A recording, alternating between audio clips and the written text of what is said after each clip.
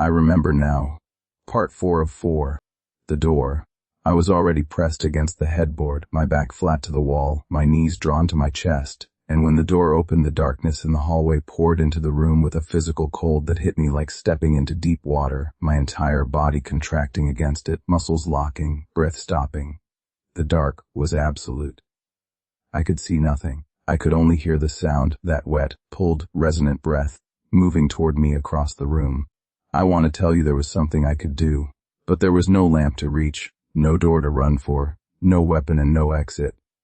There was only the sound getting closer and the cold getting worse and the darkness so complete that I could not tell if my eyes were open or shut. I pressed myself against the wall and I made the smallest sound I have ever made in my life. Not a word, not a scream, just the sound a person makes when the last of their control gives out entirely. A small, broken, involuntary sound. It stopped. 4 feet from the bed I felt it stop. The cold pooled there, dense and collected, and the sound was right there in the dark in front of me, breathing, waiting, and then it touched me. One finger, on my left cheek. The finger of a hand with too many joints, touching my face in the dark with what I can only describe as precision. Not a scratch, not a strike, a deliberate placement, the way you would touch someone to turn their face toward you. The skin of that finger was cold beyond anything I have felt before or since. A cold that did not feel like temperature, but like contact with something that had been drained of everything warmth requires. And it was cracked. I felt the cracks in that skin against my cheek. I felt the slight give of flesh beneath those cracks that was too soft, too yielding, like pressing a finger into something that was no longer entirely solid. I stopped breathing. In the dark, with that finger on my cheek, a voice came, not from in front of me, from closer, from a position that placed the source directly beside my ear, its mouth, if it could still be called a mouth, inches from my skin. The voice was not loud. It was the quietest thing I have ever heard, and what it said was my name, not Darius, my full name Darius Kofiosi. 3 syllables of my middle name that I had told no one in Romania. That was not on my lease. That was not on my university badge. 3 syllables spoken in a voice that had learned my name from somewhere I had never given it. I remembered. Not all at once. In pieces, the way a dream comes back when something triggers it. Fragments that had been sitting in the part of memory that lies just below conscious reach, and now surfaced with terrible clarity. My first night in the apartment.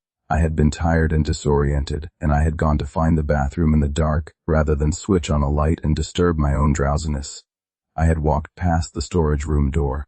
The storage room door had been open, already open, on my very first night, before I had ever noticed it. Before I had ever told myself the latch was old. And I had stopped. I had looked inside. I had seen the dark, and the dark had seemed, in my exhausted half-asleep state, to hold a kind of presence, a kind of attention, and I had felt, this is the part I cannot explain, I had felt sorry for it, the way you feel sorry for something that has been waiting alone for a very long time. And without fully knowing I was doing it, without understanding what I was doing, I had said aloud to the empty storage room, "Come out if you want." 3 words. Said once, in the dark, half asleep, to a room I thought was empty. That is what the writing meant. You asked it to come in, remember. The writing had not been a threat, it had been left for me by me. Written in a state I had no conscious access to, written as instruction. Because something in me had understood that I needed to know what I had done before it was too late to understand the terms. Mihai had done the same thing. Had read the book, had spoken the words the book prescribed, had given it his name deliberately and with full intention. And it had taken him entirely, had taken everything. I had done it by accident. 3 careless words said half asleep in a dark hallway. I did not know if that difference mattered. I still do not know. I sat in that darkness with its finger on my cheek and its voice still resting against my ear, and I said aloud, "Into the dark I take it back." I said I did not understand what I was saying. I said, "I am asking you to go back." Nothing happened for a very long time. The cold did not lift, the sound continued. The finger did not move from my face. And then, slowly, the way everything it did was slow, the way its patience was the most horrible thing about it, the finger withdrew.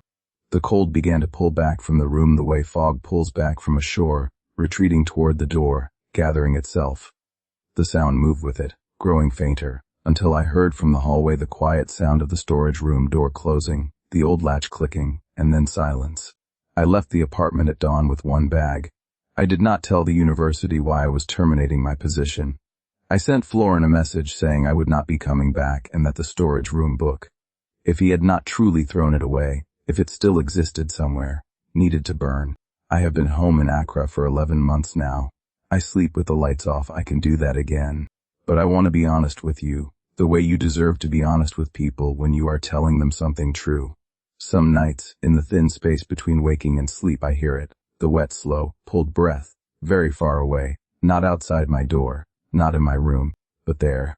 And on those nights I do not move, I do not speak, because I know now what 3 careless words in the dark can cost, and I am not willing to find out what it takes to undo them a second time. And on those nights I do not move, I do not speak, because I know now what 3 careless words in the dark can cost, and I am not willing to find out what it takes to undo them a second time. That's it for part 4. Follow Untold Lores for part 1 of our next story. Like and subscribe for daily stories.